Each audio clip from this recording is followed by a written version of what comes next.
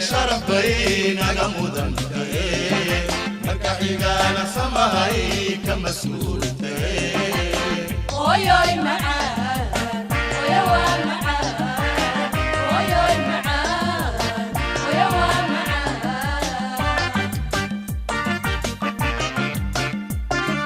مطهوري شرف بينا مدن مركحينا سماهي كمسؤول وياي معاه ويا معاه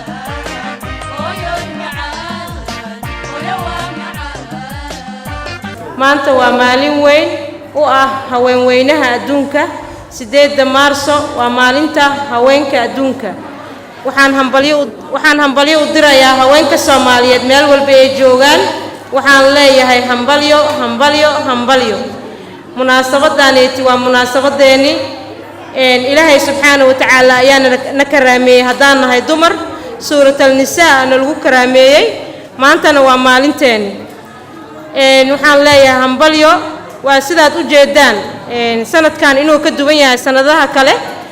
gabadha maalin wax la siiyo waxa ka fiican inay wax barato qoy hal gabar wax baratay waa Soomaaliya oo dhan wax baratay marka waxaan leeyahay hambalyo aadaan u hambalyeynaya munaasabadan gabdhaha ku nool caasimadda gobolka Banaadir waa gabdho adkaysi badan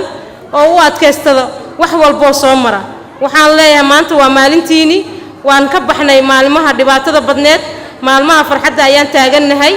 waxaan leeyahay hambalyo waxa idin sugaayo wax qabad waxa idin sugaayo dalkan horumarkiisi aadaan idinkaga hambalyeynaa annagoo dhammaan isku duuban waxaan leeyahay shirweynihii haweenka Soomaaliyeed oo lagu qabtay caasimadda gobolka Banaadir waxay noo tahay annaga sharaf iyo sumcad caasimadda waa madaxda magaalada Muqdisho ee Soomaaliya ummadda Soomaaliyeed oo dhan iska leh annaga waxay noo tahay martigelinta sharaf iyo sumcad soo dhaweynta iyo martisoorkan waa lagu yaqaanaa Muqdisho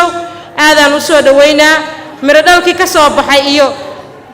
faa'iidada ka soo baxdana waxa la rabaa in la meel marsiyo in laga shaqeeyo wax walba wanaag ah aadaan idinkaga hambalyeynaa waxaan leeyahay dhibaatada iyo tacdiyada kala duwan gabdhaha loo geysanayana inay naga daayaan ragga Soomaaliyeed oo walaalaheena ah waxaan leeyahay ragga ku xiran tacdiyada kala duwan gabdhaha u geystayna in cadaaladda la soo marsiyo hay'adaha cadaaladda waxaan ka codsanaynaa ragga xiran u xiran dhibaatada u geystay gabdhaha yar yar oo dumarka ah in cadaaladda la soo marsiyo waxay leeyihiin ee maraan aadaan ugu hambalyeynaa munaasabadan